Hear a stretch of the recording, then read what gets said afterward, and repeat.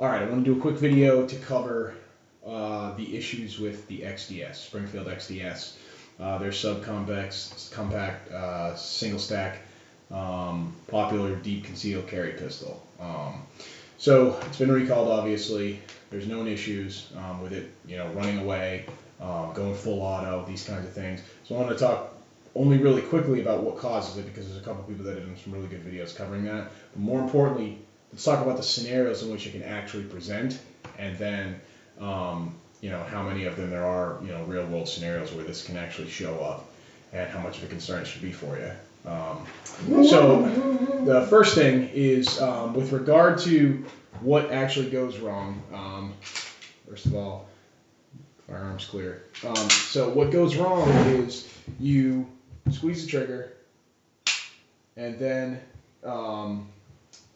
if the backstrap safety is not engaged, or disengaged, I should say, and the action cycles. Oops, I just accidentally hit it there. It's really hard to do, but you gotta. Okay, you can just see that I worked the action all the way to the rear, and the trigger did not reset. Okay, I can pretty much do that as long as I want. As soon as I engage the backstrap safety, it of course resets as it should.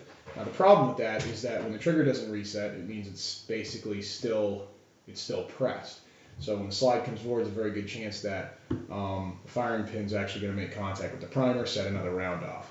And because you don't need to have your finger on the trigger, there's really nothing you can do to stop it, besides interrupt the gun. But that's recoiling probably pretty heavily, especially with subcompact, 45 in 45. So anyway, that's the problem. So the question then is, when does this show up? How could this happen to me in real life? Well, me and my buddy threw some ideas around scenarios where it could show up. The obvious thing is that you can't squeeze the trigger unless the backstrap safety is disengaged, unless you've got a correct grip on the gun. And in fact, I played around with this. I'm not going to show this, but you need to have this backstrap safety pretty well pushed in order to squeeze the trigger, and only barely touching in order to reset the trigger. So it's not like the difference is in favor of safety as it relates to that. Obviously, this problem is a very unsafe characteristic of the gun and a flaw. But as it relates to that, there's really no way you're going to squeeze the trigger, take your finger off the trigger, and have the gun keep firing, or squeeze the trigger and hold it down and have the gun keep firing. It's not going to happen there, just based on the way that the backstrap safety actually operates in relationship to the trigger. So given that, my buddy came up with an interesting idea, which was, well, I'm firing, I go on empty, and then I get a weird grip, and this can happen on subcompacts. I dump my mag, I put my new mag in, and the gun is locked to the rear, okay? And the gun's locked to the rear, and then I gas it up, got the new mag in there, and with a weird grip on it, I slide it to I release so I'm not disengaging the backstrap safety here, but I use I do whatever. I either use the slide release, or just work the slide to the rear. So I'll do it, and it reset the trigger. So that didn't present that issue. Why? Because when the slide went to the rear, I had disengaged the backstrap safety, which means really, and when I played around with it a little bit more, I realized, okay, well, it doesn't just need to be, if it's depressed really at any point, coming forward or coming back, then it resets the trigger. So it's not really even a bad reload can make this happen, because even on a bad reload, and you've got a bad grip, presumably, obviously, when you fired the last round, the slide came back, and you had disengaged the backstrap safety. You would have had to in order to squeeze the trigger to send that round. So then, how can we make this happen? Well, really, the only way to make it happen is it's almost like, I can't think of a real world scenario in which it could take place.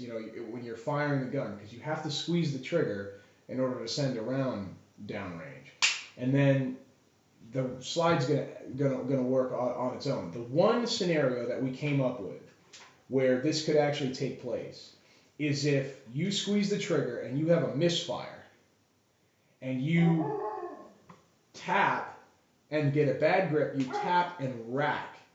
In that case, you could, if you have a misfire and then you change your grip, you do a really bad grip, tap and then rack, it would be so hard to do. Tap and rack, chamber a new round, and then it could actually go, because you did the slide work, the entire slide action worked where without that backstrap safety disengaged. That's about the only scenario that I can see, and I'm looking for additional feedback. I'm not this is not the end all, but that's the only scenario that I've seen where you could feasibly cause this to present itself in the real world. Now, people have had it happen to them at the range, so I don't know if there was something else that was wrong with their gun, or if they just did something that I'm not thinking of, but that's all I can come up with. So that's my thoughts on the issue with the XDS. Obviously, I think, I'm not in a hurry to get mine recalled, but I've run it pretty hard and not had any issues with it. I'm going to, but I'm going to wait until the rush is done. But anyway, I just figured I'd break that down based on some discussions with me and an actually smart guy who knows about this kind of stuff, and just put it up there and see if people had additional thoughts or anything like that. So thanks for watching, and post video responses, or or comment or whatever, and let me know where I'm off, or maybe there's something else that I'm missing. So I'd be happy to find that out. Thanks.